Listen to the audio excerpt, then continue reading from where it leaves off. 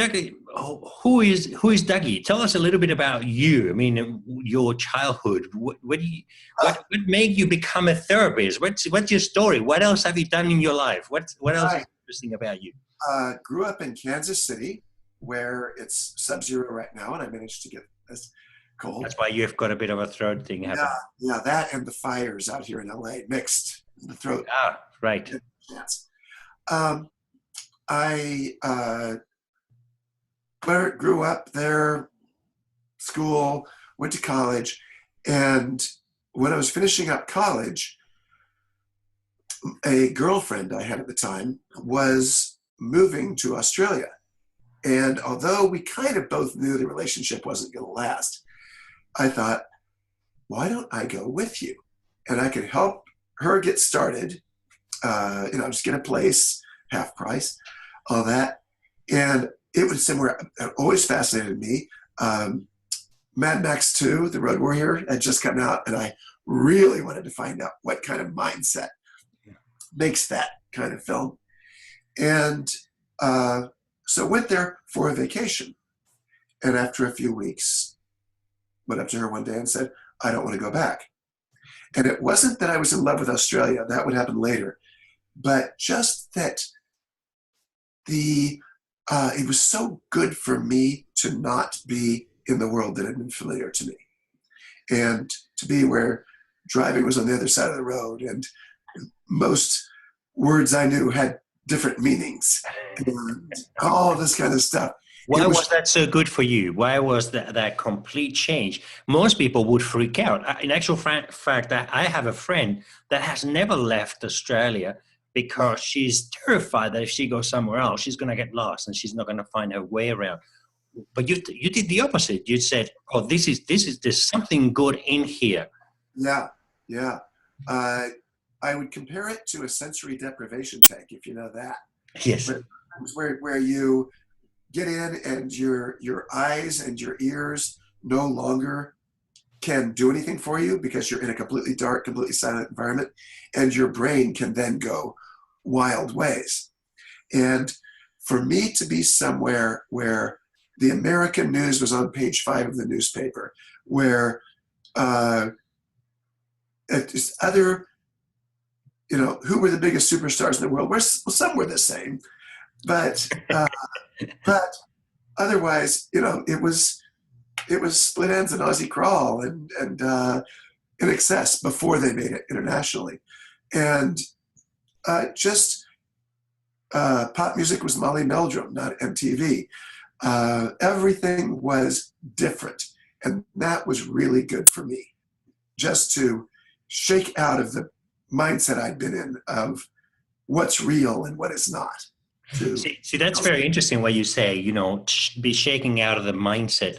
I agree with you. I think it is those moments when I felt the most uncomfortable, shaking out of my mindset, that has allowed me to learn something new that I would never have learned otherwise. Exactly. Is that what you're talking about? And learn new things about the world, learn new things about where you're actually from. Of course, learn things about the new place, but very much learn new things about yourself. Yeah. And it doesn't happen overnight.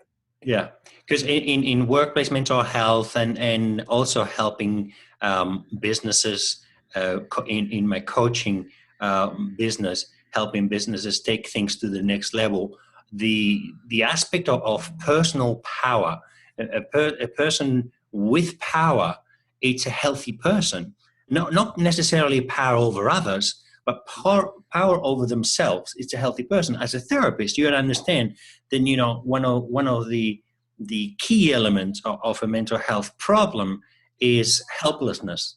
And usually it is learned helplessness. So that in my world means we're born powerful, but we learn to be weak. Right. And sometimes the journey is about, realizing, you're not weak. You're really actually powerful, and I needed those moments that you described. Is that? Yes. What's your take on that? I would agree thoroughly, and of course to also recognize where you are weak isn't the best thing. I will not be the next running back for the Green Bay Packers. It's just No, not. of course.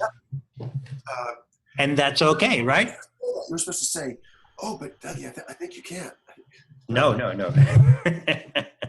Uh, I think there's strength in that, isn't there? There's power in knowing, hang on.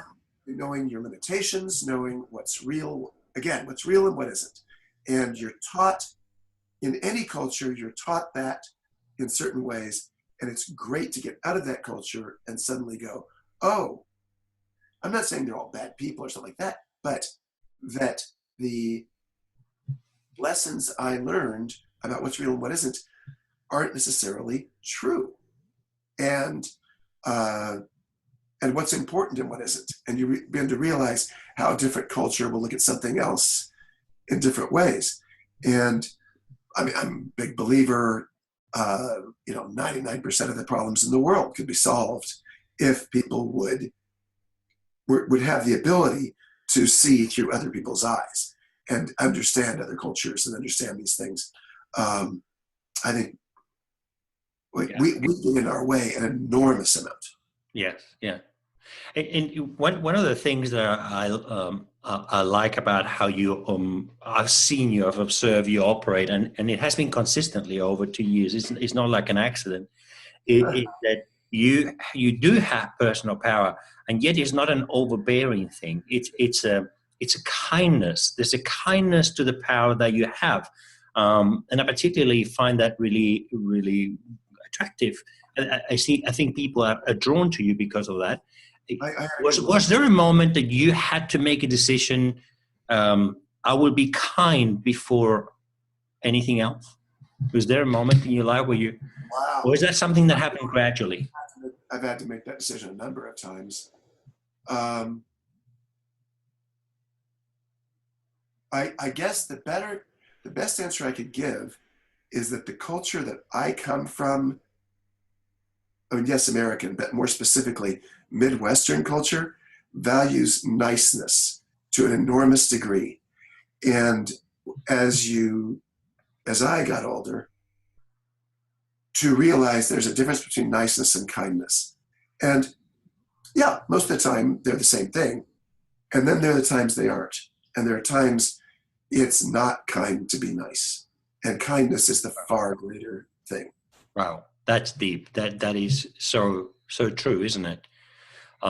Nice people will try to be nice in all circumstances, but they will not do the further step of maybe you're not going to like me if I do this, but I need that. It's a way of being that's not completely wrong. It's just, again, when it individuates, to use the psychological term, to realize I'm not going to actually choose to be that.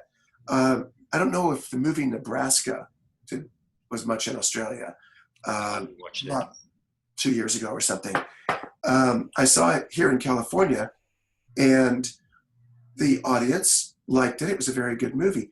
I was just about on the floor laughing through the entire movie because so much of it is about the niceness of the Midwest. And it captured it so brilliantly, and I found it just hilarious.